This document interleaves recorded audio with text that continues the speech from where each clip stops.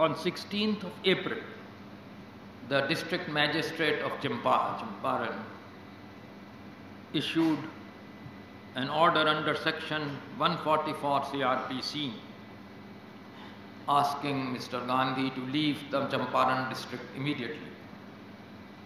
Here, what is important is what Gandhi did. He did not hide behind anyone else. He did not say, I am now leaving, when the ban is lifted, I will come back. He did not push anyone else into prison. He simply appeared before the district magistrate at Motihari to explain his position. What the government and the administration had expected was that he would deny that he was defying, that he would say CRPC, this section does not apply in his case, and there would be prolonged proceedings taking many days, cooling the agitation. I don't know whether Gandhiji did it on the spur of the moment or otherwise, but as soon as he appeared before the district magistrate, he seems to have realized what the government was after. From his correspondence, we can see early that he was expecting imprisonment. Another important fact, go ahead to prison himself, not leaving it to others. He declared, instead of saying not guilty and trying to argue the case, he declared himself guilty. He said, I am guilty of breaking the law because there is a higher voice of conscience. The entire game of the British administration, of the local administration, fell. When the person concerned declares himself guilty, then where is the sense in proceedings? What is the sense of giving arguments? What is the sense of prolonging the proceedings? The district magistrate had to decide then and there. He tried to release Mr. Gandhiji on bail, and Gandhiji refused to offer any bail. He said, I don't have ₹100. Then he released him on his own oral acknowledgement that he would not go away from the court. Of course, he intended to stay in Champaran. And that ultimately forced the Lieutenant Governor of Bihar and Orissa, that was one province at that time, to withdraw the proceedings. What could they do? If they arrested Gandhiji, they knew that the consequences would be felt all over India. The whole thing would become an all India point of grievance. And therefore they surrendered. That was the first surrender. And Gandhiji then went on with and his team with fresh additions, particularly from the lawyers and teachers, college teachers of Muzaffarpur and Champaran, to gather complaints from the peasants. Large numbers are given, but Gandhiji estimated that by the next month 4,000 had been gathered, and ultimately 8,000 complaints of the peasants had been gathered. I understand that larger estimates are there, but I would go by Gandhiji's own enumeration. But these 8,000 complaints were no simple matter. In actual terms, this was the entire thing that the Satyagraha, Champaran Satyagraha, was about. No laws were broken. But by merely going to villages, recording complaints, peasant complaints under the noses of the planters and their agents, withstanding their pressures, the whole authority of the planters crumbled. After all, much of the authority of zamindars and planters and all those people has a moral basis. That crumbled. and the British government was forced to negotiate. One of the interesting things in Gandhiji's operation was that he never refused negotiations. He would meet planters, be very polite with them. He would meet government officials. But what he did was he never left the side of the peasants. He was with them all along. And that's again a lesson to all. He did not let planters' blandishments or the kindness of British government officers, including the Lieutenant Governor of Bihar and Odisha himself, get to meet him and to speak with him. He remained continuously not only the peasant spokesman, but completely with the peasants all the time. First, there were negotiations with a high officer whose position is not mentioned in the collected works of Mahatma Gandhi, Honorable William Maud at Ranchi on 10th May. Gandhiji went and met him at Ranchi. Was quite a distance from Champaran, but he went there. But when Maud asked him to suspend the collection of complaints, Gandhiji said that no, my inquiry is not yet over, but I will send you a report, preliminary report. So the blandishments of the British administration was unsuccessful. Returning to Champaran, Gandhiji sent a preliminary report about peasant complaints, what their grievances were. But he continued with the signatures until the British government surrendered. It looks awkward, surprising, that by mere recording of complaints, the British government should suddenly surrender. The thing was, it had never happened before. Who had taken peasants' complaints? Who had gone to the villages? Who had aroused by the mere taking of complaints? Who had destroyed the traditional authorities of the exploiters? It had never happened before.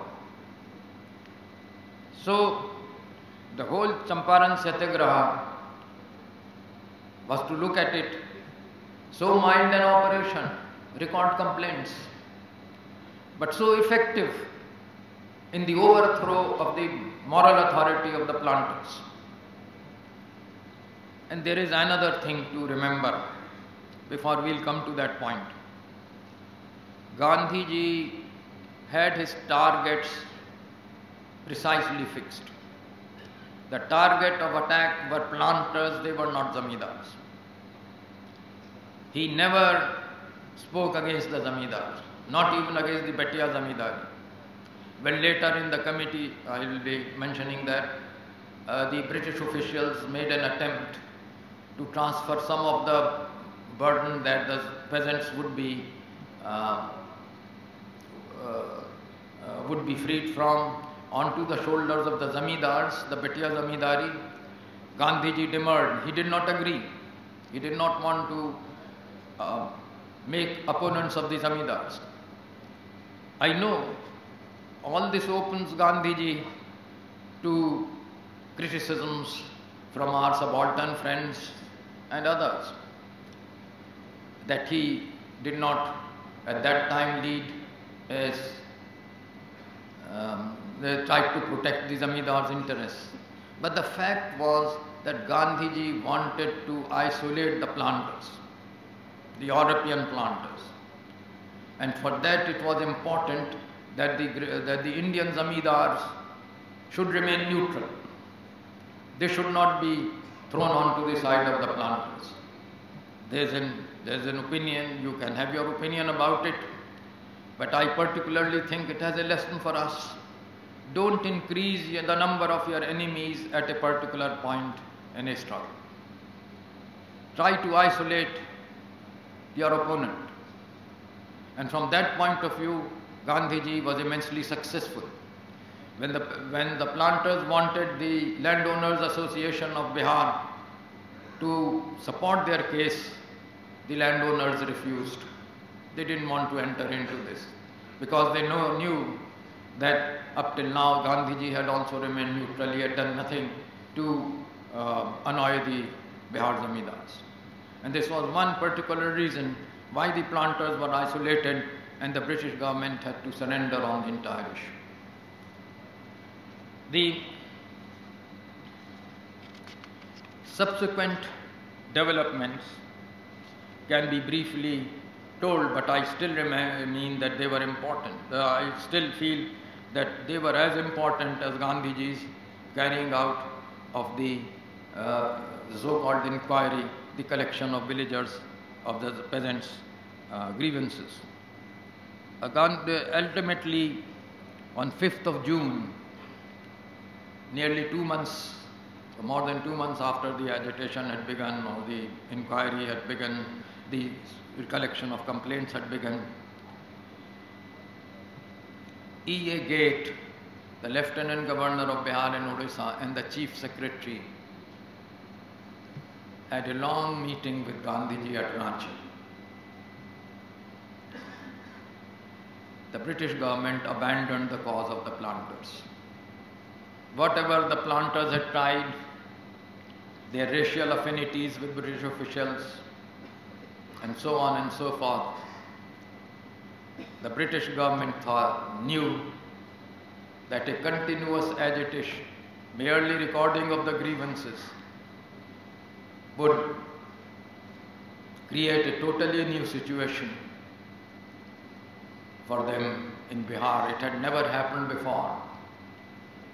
It had never happened that peasants in thousands should go and record their grievances. And therefore, they decided to abandon the planters. They agreed that a committee would be formed, 3 British officials, including the chairman, Gandhiji, 1 representative of Zamindars, and 1 representative of planters. That what this committee would decide, would recommend, would be carried out by the government.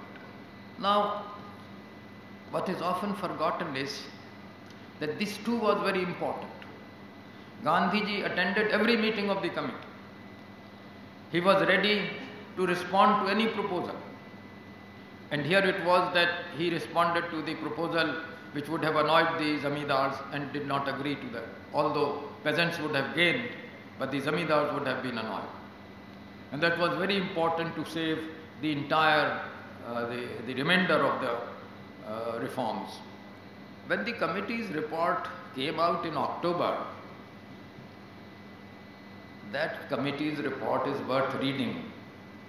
I hope that some day will come when it becomes compulsory reading for every official of this blessed government. How you could write a report, how you could condemn the planters, how you could go into each grievance and say the peasants are right, how you could say that the entire fabric of the oppressive structure of the planters should be scaled down. This is an astonishing text. Almost everything is considered, almost everything. And it's considered in immensely precise language. Gandhi's presence in it, Gandhiji's serious participation in it. Whenever the minutes show that whenever new proposal came, he was ready with his response. He was ready to give concessions. Ultimately, he found that as far as the particular extra charge that the planters had made on the peasants, that could not be reduced by 40% as he had said, but only by 26%. He considered that, Shabeshi. He considered that. But you could say that he had tried hard and hard. The planters said nothing more than 25%, but he still gained a moral point by putting at 26%. But that was all. But otherwise, for everything else, he got whatever the peasants wanted. To the last detail. But that work was not ended, because some of the recommendations of the committee required legal changes. Others, the British government announced by proclamation that there can't be any abwabs, there cannot be any legal cesses, and so forth and so on. So, Champaran Agrarian Bill was framed, and here also Gandhiji took care to see how the bill was worded, and you can see in his collected works how he tried to get the wording changed, and usually succeeded. It is serious leadership. Go to the end of the struggle. I tried to see where did he celebrate. There is no reference to celebration of his victory in Champaran. He suddenly turns after that success to other matters. An immense modesty when he had in fact forced the British government to abandon the planters in the interests of the oppressed peasants. An immense success never attained before, perhaps, in the history of colonial rule in India. Now, throughout the Champaran Satyagraha and subsequently, Gandhi never forgot the larger concerns of India. Two are very relevant here. I was looking for the collected works volume. There are two volumes in which Champaran, one main volume and then the next. And I suddenly found the statement of Gandhi that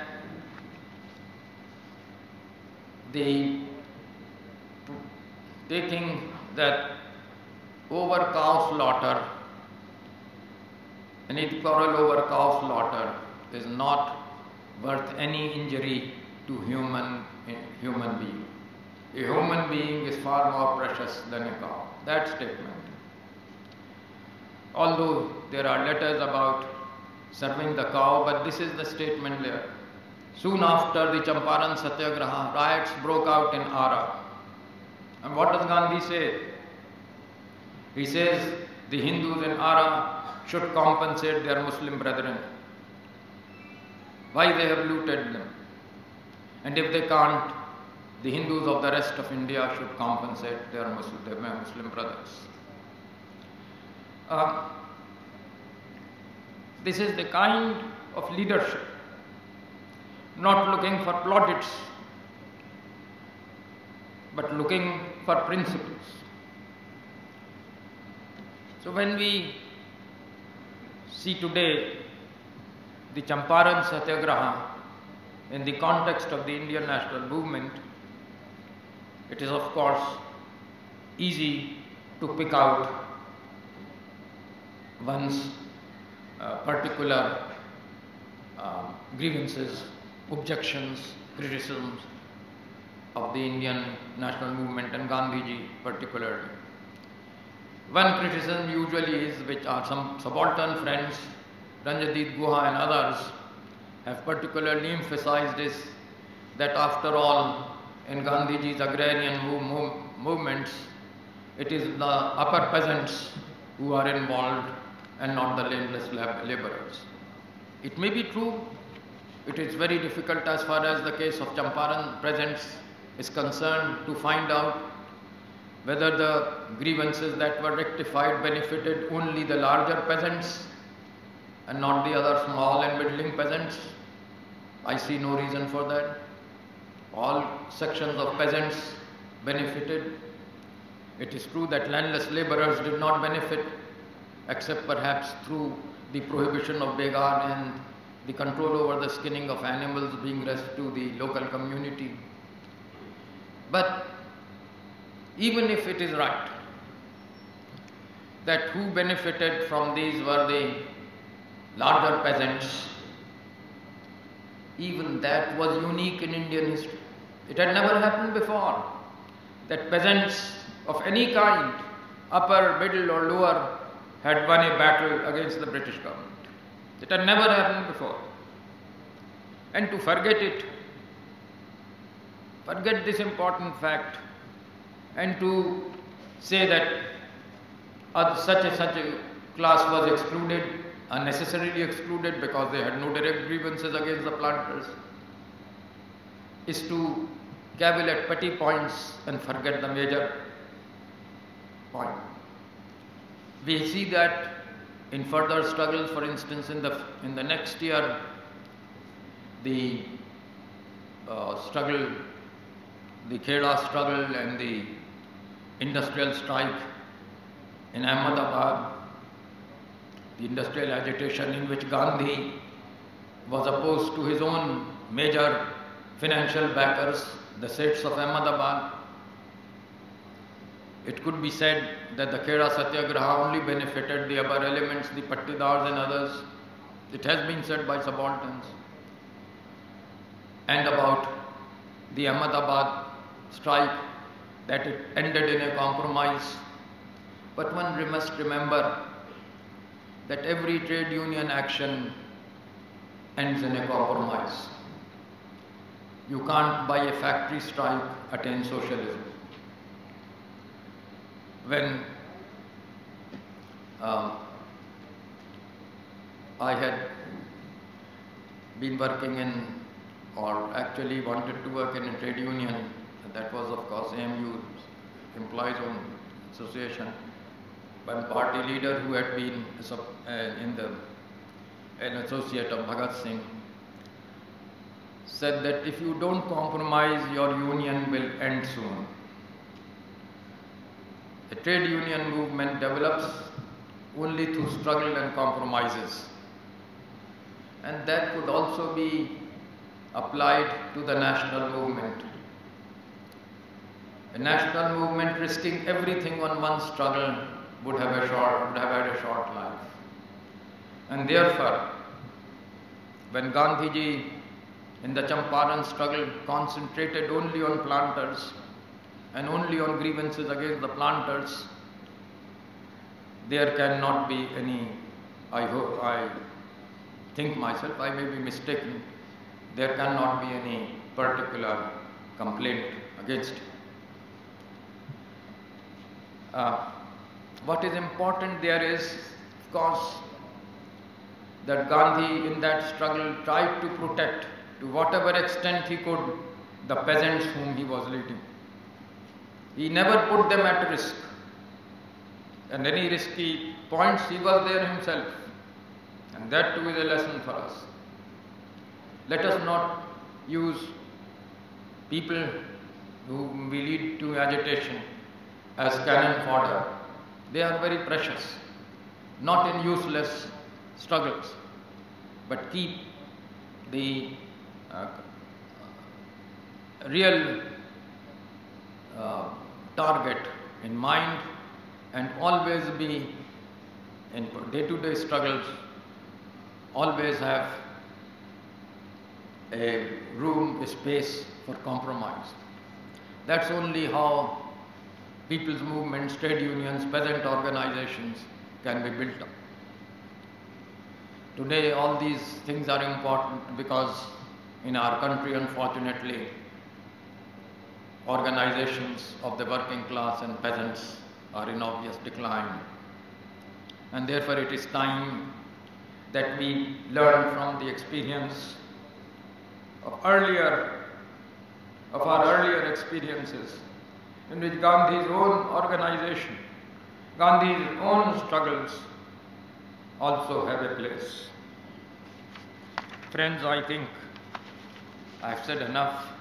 I will only end by saying that the Champaran Satyagraha opened an entire series, began an entire series of struggles which were, after every struggle, on a higher plane.